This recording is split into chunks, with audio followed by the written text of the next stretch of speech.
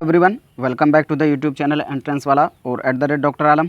I am Mohammad Uvais Alam, second year MBBS student at government medical college Fatehpur. तो अभी इस video में मैं बात करने वाला हूं कुछ इंपॉर्टेंट चीज़ों की जो हर स्टूडेंट को जो आयुष काउंसलिंग में पार्टिसिपेट कर रहा है, स्पेशली जो ऑल इंडिया कोटा की आयुष काउंसलिंग में पार्टिसिपेट कर रहा है, जिसको रजिस्ट्रेशन करना होगा AACCC की वेबसाइट पर, जिसके बारे में ऑलरेडी इन्फॉर्मेशन मैं दे चुका हूँ।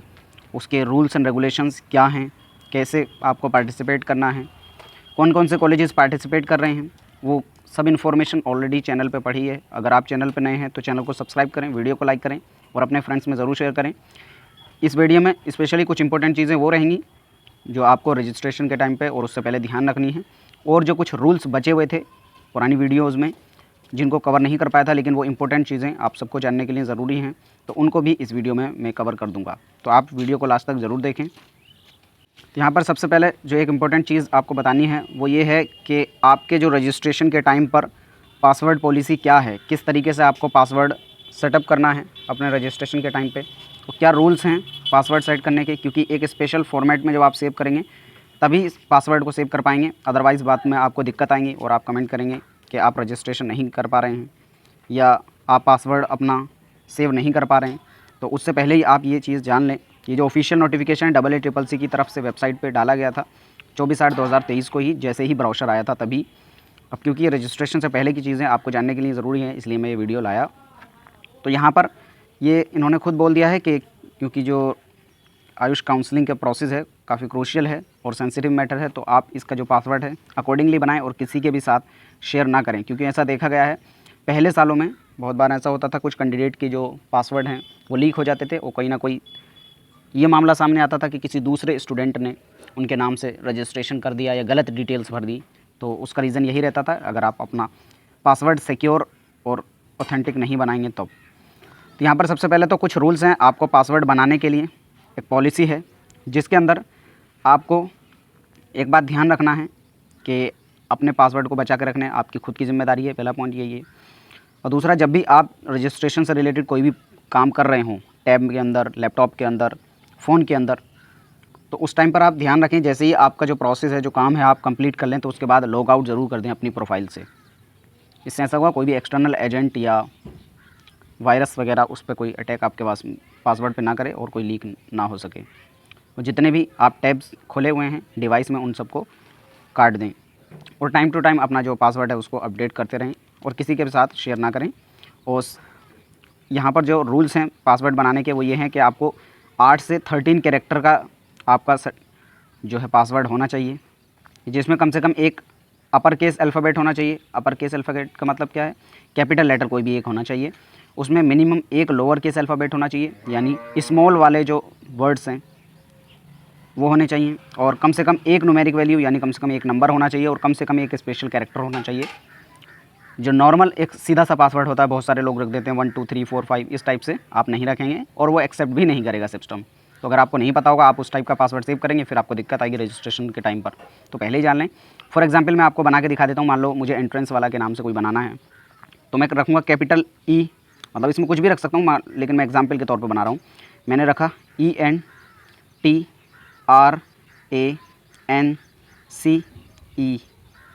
एंट्रेंस। तो यहाँ पर मैंने जो एक बड़ा कैरेक्टर रखना था वो भी रख दिया, छोटे भी रख दिए, जिसमें मिनिमम एक रखना था, मैक्सिमम आप कितने भी रख सकते हैं। फिर उसके बाद मैंने एक स्पेशल कैरेक्टर भी यूज़ करना है, तो मैंने मान लो यूज़ कर दिया @ फिर मुझे कम से कम एक नंबर भी यूज़ करना है, तो मान लो मैंने यूज़ कर लिया 5, ठीक है। तो यहाँ पर आपको देखने को मिल रहा होगा कितने कैरेक्टर हो गए, 2 3 4 5 6 7 8 9 और 10। यहाँ पर 10 कैरेक्टर का मेरा ये पासवर्ड पूरा हो गया। तो सारे कैरेक्टर जितनी भी रिक्वायरमेंट थी पूरी हो गई। मिनिमम 8 होने चाहिए और मैक्सिमम 13 होने चाहिए, तो इसके बीच में है 10 है मेरे। और यहाँ पर एक कैपिटल होना चाहिए, E है, स्मॉल होना चाहिए, इतने सारे हैं, एक न्यूमेरिक वैल्यू 5 हो गया, एक स्पेशल कैरेक्टर @ हो गया। तो इस टाइप से आप पासवर्ड बनाएंगे। और आप पासवर्ड चेंज करने के लिए जैसे ही लॉगिन करेंगे ना अपनी प्रोफाइल में, तो वहाँ पर चेंज करने का भी आपको ऑप्शन दिखेगा। वहाँ पर आप अपना जो पुराना पासवर्ड है उसको डालेंगे और फिर न्यू पासवर्ड डालेंगे, अगर वो मैच कर रहा होगा तो चेंज हो जाएगा सक्सेसफुली।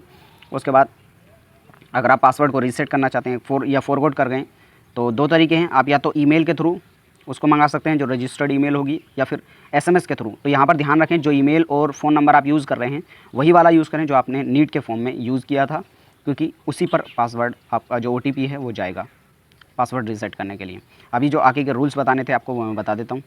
पिछली वीडियो में जो मैंने कवर किया था फ्रिक्वेंटली आस्क्ड क्वेश्चन को, तो 32 तक कर लिया था। 33 से यहाँ पर देखेंगे तो यहाँ पर पूछा गया है कि आपके ओरिजिनल डॉक्यूमेंट जमा हो जाएंगे। तो हाँ, जितने भी आपके ओरिजिनल डॉक्यूमेंट्स हैं वो सब कॉलेज में जमा हो जाएंगे। जैसे ही आपका कोर्स कंप्लीट हो जाएगा तब वो आपको रिटर्न होंगे, उससे पहले नहीं होंगे। फिर यहाँ पर है whether candidate category will be change during admission at the allotted institute if category candidate get allotted a seat under your category. तो यहाँ पर ये कह रहे हैं कि अगर किसी का कोई सीट अलॉट हुई है किसी भी कैटेगरी से, तो क्या उसकी जो कैटेगरी है वो अनरिजर्व में चेंज कर दी जा सकती है। तो इसका आंसर है नॉर्मली कॉलेज आपकी कैटेगरी चेंज नहीं करेगा, जिससे अलॉट हुई है उसी से मानेगा।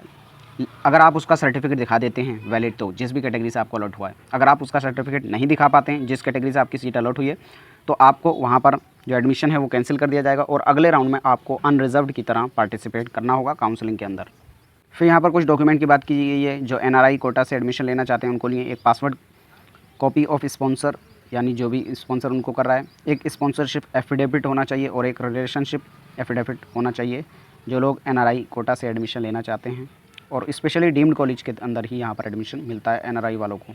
यहाँ पर एक इंपॉर्टेंट अपडेट है, तो जिन भी स्टूडेंट को फर्स्ट राउंड में कॉलेज मिल जाता है और वो एडमिशन ले लेते हैं, तो अगर वो अपग्रेड करना चाहते हैं तो उन्हें अपग्रेडेशन का फॉर्म जो भी कॉलेज अलॉट हुआ है वहाँ पर भरना पड़ेगा, तभी वो सेकेंड राउंड के लिए एलिजिबल होंगे, अदरवाइज़ वो एलिजिबल नहीं होंगे। तो इस बात का ध्यान रखें जो भी स्टूडेंट एडमिशन ले चुके हैं फर्स्ट राउंड में। अगली जो क्वेरी है वो ये है कि अगर किसी स्टूडेंट को फर्स्ट राउंड में कोई कॉलेज मिल गया और उसने पहले अपग्रेडेशन के लिए विलिंगनेस भर दिया, यानी फॉर्म भर दिया, वो सेकेंड राउंड में अपग्रेडेशन चाहता था, लेकिन बाद में उसका मन हुआ कि वो जो उसको फर्स्ट राउंड की सीट मिली थी उसी पर रहना चाहता है, वो सेकेंड राउंड में जो काउंसलिंग है नहीं करना चाहता है, तो उसके लिए सिंपल सा ऑप्शन है, वो चॉइस फिलिंग ही ना करे सेकेंड राउंड में, तो उसका जो फर्स्ट राउंड का कॉलेज था वही उसको अलॉटेड रह जाएगा। अगला पॉइंट है कि आपको सेकंड राउंड में पार्टिसिपेट करने के लिए चॉइस फिलिंग भरना ज़रूरी है। तो इसका आंसर है यस। अगर आपने फर्स्ट राउंड में कोई कॉलेज मिल भी गया है, उस टाइम पर कोई चॉइस फिलिंग की होगी, तो आपकी वो जो फर्स्ट राउंड वाली चॉइस फिलिंग थी वो नल एंड वॉइड मानी जाएगी, उसको बिल्कुल भी यहाँ पर कंसीडर नहीं किया जाएगा। अगर आपको पार्टिसिपेट करना है सेकेंड राउंड में, तो फिर से न्यू जो आपको चॉइस फिलिंग है करनी होगी। उसका जो सीक्वेंस है, आप जो पहले वाला था फर्स्ट राउंड का सेम भी रख सकते हैं, उसमें चेंज भी कर सकते हैं, जैसा चाहें वैसा कर सकते हैं, लेकिन आपको दोबारा से अपलोड करके वहाँ पर सेव करना और चॉइस को लॉक करना पड़ेगा। अगला जो पॉइंट है वो ये है कि अगर किसी स्टूडेंट को सेकंड राउंड में अपग्रेडेशन के बाद कोई न्यू कॉलेज अलॉट हो जाता है, मतलब फर्स्ट राउंड में कोई कॉलेज मिला, उसने अपग्रेडेशन किया, सेकंड राउंड में दूसरा कॉलेज मिल गया, तो क्या उसका एडमिशन लेना वहाँ पर ज़रूरी है? तो उसका आंसर है यस, उसको एडमिशन लेना ही पड़ेगा, क्योंकि जो फर्स्ट राउंड वाला कॉलेज था जो उसको मिला था वो ऑलरेडी कैंसिल हो चुका होगा, किसी दूसरे स्टूडेंट को मिल गया होगा उसके नाम से हटाकर। तो दूसरे राउंड में जो उनको अपग्रेडेशन के बाद कॉलेज मिला है वहाँ पर उनको एडमिशन लेना ही पड़ेगा। और अगर वो सेकेंड राउंड में जो उनको अलॉटेड कॉलेज मिला है उसको भी ज्वाइन नहीं करना चाहते हैं, क्योंकि जो फर्स्ट राउंड वाला कॉलेज उनको मिला था उस पर तो उनका अधिकार अब बचा नहीं, लेकिन जो सेकंड राउंड में उनको कॉलेज मिला है वो उसको भी नहीं लेना चाहते, तब जो स्टूडेंट है फ्री एग्जिट का अवेल कर सकता है। फ्री एग्जिट का मतलब अगर एडमिशन नहीं लेगा तो उसका जो कॉलेज सेकंड राउंड में मिला था वो फ्री एग्जिट में चला जाएगा, उसकी सिक्योरिटी मनी भी बची रहेगी और वो डायरेक्टली थर्ड राउंड में पार्टिसिपेट कर सकता है। लेकिन क्या हुआ, स्टूडेंट को फर्स्ट राउंड में कोई कॉलेज मिला, उसने अपग्रेडेशन किया, सेकेंड राउंड में दूसरा कॉलेज मिला और उसने जाकर वहाँ पर एडमिशन ले लिया। अब अगर वो चाहता है कि उस कॉलेज को छोड़ दें जो उसने सेकेंड राउंड में लिया है, तो उस केस में उसको एडमिशन लेने के बाद अगर छोड़ता है तो थर्ड राउंड के शुरू होने से 3 दिन पहले तक अगर वो छोड़ सकता है कॉलेज को, लेकिन उसकी जो सिक्योरिटी मनी है वो जब्त कर ली जाएगी, यानी उसकी सिक्योरिटी मनी अब उसको वापस नहीं दी जाएगी। अगर कैंडिडेट ऐसा नहीं करता है तब वो फर्दर काउंसलिंग के लिए एलिजिबल नहीं होगा, क्योंकि उसकी जो सेकेंड राउंड वाली सीट है वो थर्ड राउंड वाली मानी जाएगी। और थर्ड राउंड में सिंपल सा रूल है, अगर आप कोई भी सीट को लेकर छोड़ते हैं तो आप फर्दर किसी भी राउंड की काउंसलिंग में एलिजिबल नहीं रहेंगे, चाहे वो स्टेट की हो चाहे सेंट्रल की हो। अगली चीज़ ये आती है, क्या सेम कॉलेज में सीट दोबारा से अलॉट हो सकती है कैटेगरी चेंज कर? तो इसका आंसर है यस। स्टूडेंट को अगर पहले किसी ने एक पर्टिकुलर कैटेगरी से कोई सीट मिली और वो अगले राउंड में चाहता है उसी कॉलेज को जनरल से अप्लाई करना और उसको वो सीट मिल जाती है, तो उसको सीट मिल तो जाएगी, लेकिन एडमिशन भी उसको दोबारा लेना पड़ेगा अगर फिर से अलॉट होता है तब। ये रूल है। अगला पॉइंट ये है कि अगर किसी स्टूडेंट को फर्स्ट राउंड में मान लो कॉलेज मिला और सेकंड राउंड में उसने अपग्रेडेशन किया और सेकंड राउंड में अपग्रेड होकर दूसरा कॉलेज मिल गया, तो क्या वो डायरेक्टली न्यू कॉलेज में जाकर एडमिशन ले सकता है? तो इसका आंसर है नो, आप डायरेक्टली एडमिशन नहीं ले सकते। आपको जो फर्स्ट राउंड में कॉलेज मिला था वहाँ पर जाकर आपको रिलीविंग लेटर लेना होगा, उस लेटर को दिखाकर आप जो नया कॉलेज अलॉट हुआ है वहाँ पर एडमिशन ले पाएंगे। बिना रिलीविंग लेटर के आपको एडमिशन नहीं मिलेगा न्यू कॉलेज में। वही सेम रूल यहाँ पर थर्ड राउंड के लिए भी है। जिन स्टूडेंट को सेकंड राउंड में कोई कॉलेज मिला है, अगर वो अपग्रेडेशन चाहते हैं तो उनको अपग्रेडेशन के लिए विलिंगनेस फॉर्म भरना पड़ेगा कॉलेज में, तभी वो थर्ड राउंड के लिए एलिजिबल माने जाएंगे। अगली जो क्वेरी वही है कि अगर किसी स्टूडेंट ने फर्स्ट राउंड में रजिस्ट्रेशन किया है तो उसको सेकेंड या थर्ड राउंड में फिर से रजिस्ट्रेशन करना होगा। तो इसका आंसर है नो। आपको रजिस्ट्रेशन सिर्फ एक ही बार करना है, बार बार रजिस्ट्रेशन हर राउंड में नहीं करना है। सिर्फ आपको चॉइस फिलिंग बाकी के राउंड में करनी है, और आपकी जो फीस है, रजिस्ट्रेशन फ़ीस और सिक्योरिटी मनी, वो भी सिर्फ एक बार ही लगेगी फर्स्ट राउंड में। फिर यहाँ पर एक इंपॉर्टेंट नोट दिया है, जो स्टूडेंट भी थर्ड राउंड में पार्टिसिपेट करें वो इस बात का ध्यान रखें कि जो भी कॉलेज डालें वो पूरा सोच समझ के डालें, क्योंकि जो भी कॉलेज थर्ड राउंड में अलॉट हो गया उसमें एडमिशन लेना ही पड़ेगा, उसमें आप छोड़ नहीं सकते। लेकिन अगर आपने कॉलेज छोड़ा तो फिर आप किसी भी काउंसलिंग के लिए एलिजिबल नहीं रहेंगे, ना ही स्टेट की और ना ही सेंट्रल वाली काउंसलिंग के लिए। फिर स्टे वैकेंसी के लिए सिंपल रूल ये है कि जो भी सीट्स बच जाएंगी गवर्नमेंट और गवर्नमेंट एडिड नेशनल इंस्टीट्यूट और सेंट्रल इंस्टीट्यूट्स के लिए, वहाँ पर स्टे वैकेंसी राउंड होगा। लेकिन डीम्ड कॉलेज के लिए जो स्टे वैकेंसी राउंड है रेस्पेक्टिव डीम्ड यूनिवर्सिटी करेगी, जिसके लिए वही स्टूडेंट एलिजिबल होंगे जिन्होंने रजिस्ट्रेशन कर रखा होगा, और रजिस्टर्ड कैंडिडेट की लिस्ट जो है रेस्पेक्टिव डीम्ड यूनिवर्सिटीज़ को दे दी जाएगी। फिर उन्हीं स्टूडेंट्स में से मेरिट लिस्ट के बेसिस पर एडमिशन किया जाएगा। और एक और इम्पोर्टेंट चीज़ ये है कि स्टे वैकेंसी राउंड में कोई भी फ्रेश रजिस्ट्रेशन अवेलेबल नहीं है। आपको फर्स्ट राउंड, सेकेंड राउंड और थर्ड राउंड में ही रजिस्ट्रेशन कराना होगा। अगर आप चाहते हैं डायरेक्ट स्टे वैकेंसी में पार्टिसिपेट करना, तब भी आपको रजिस्ट्रेशन पहले ही करना होगा, क्योंकि स्टे वैकेंसी राउंड से पहले कोई भी रजिस्ट्रेशन का ऑप्शन आपके पास नहीं है। और आपको स्टे वैकेंसी राउंड में पार्टिसिपेट करने के लिए विलिंगनेस फॉर्म भरना होगा कि आपके पास अभी तक कोई भी सीट नहीं मिली है, ना ही सेंट्रल काउंसिलिंग से, ना ही स्टेट काउंसिलिंग से, तभी आप स्टे वैकेंसी राउंड में पार्टिसिपेट कर पाएंगे। फिर अगली चीज़ आती है कि आपको स्टे वैकेंसी राउंड में चॉइस फिलिंग का ऑप्शन मिलेगा। तो येस, आपको चॉइस फिलिंग करनी ही पड़ेगी स्टे वैकेंसी राउंड में भी, सिर्फ रजिस्ट्रेशन आपको नहीं करना है। और अपग्रेडेशन भी अलाउड नहीं है थर्ड राउंड से स्टे वैकेंसी राउंड में। अगर किसी को थर्ड राउंड तक कोई कॉलेज मिल गया है तो वो उसका फिक्स्ड एंड फाइनल माना जाएगा। और अगर किसी स्टूडेंट को स्टे वैकेंसी राउंड में कोई कॉलेज मिल गया है और वो उस पर एडमिशन नहीं लेता है तो उसकी सिक्योरिटी मनी भी कैंसिल कर दी जाएगी, मतलब नहीं मिलेगी उसको वापस, और वो फर्दर किसी भी काउंसलिंग में पार्टिसिपेट नहीं कर पाएगा उस साल के लिए। अगली चीज़ आती है, क्या अगर किसी स्टूडेंट को कोई भी सीट नहीं मिलती है स्टे वैकेंसी राउंड तक तो उसको सिक्योरिटी फ़ीस जो है वापसी कर दी जाएगी। तो हाँ, अगर आपको कोई भी सीट नहीं अलॉट होती है फर्स्ट, सेकंड, थर्ड या स्टे वैकेंसी राउंड तक, तब आपको जो सिक्योरिटी मनी है वो वापस कर दी जाएगी। और अगर आपका सक्सेसफुल एडमिशन हो गया किसी कॉलेज में, तब भी आपकी सिक्योरिटी मनी वापस कर दी जाएगी। अगला जो क्वेरीज़ हैं वो हैं रिफ़ंड रिलेटेड, यानी आपकी जो सिक्योरिटी मनी है वो वापसी कैसे होगी, कब होगी, उन सब से रिलेटेड। तो अगला जो पहला क्वेश्चन है, when will the refundable security money refunded if I am eligible as per the policy. The refund will be initiated only after completion of all the rounds. यहाँ पर कह रहे हैं काउंसलिंग जब पूरी कंप्लीट हो जाएगी, ख़त्म हो जाएगी, तभी आपके जो रिफ़ंड प्रोसेस है शुरू होगा। और अगर इसके टाइम की बात की जाए तो जैसे ही रिफ़ंड लिस्ट पब्लिश की जाएगी AACCC की वेबसाइट पे, उसके 20 दिन वर्किंग डेज़ के अंदर आपकी जो रिफ़ंड अमाउंट है वो आपको रिफ़ंड कर दिया जाएगा। फिर बात आती है कि आपका जो अमाउंट है कहाँ पर वापस किया जाएगा। तो जिस बैंक से या जिस भी कार्ड से, चेक से, पासबुक से आपने जो है पेमेंट किया था AACCC की वेबसाइट पर, उसी सेम अकाउंट में आपका जो अमाउंट है वापस कर दिया जाएगा। इसीलिए कहा जाता है कि आप खुद के अकाउंट से फ़ीस कटाएं तो ज़्यादा बेटर है, या फिर अपने किसी भी रिलेटिव के अकाउंट से। अगली चीज़ आती है कि अगर किसी स्टूडेंट ने बाय मिस्टेक एक से ज़्यादा पेमेंट कर दिया तो उसको क्या करना होगा।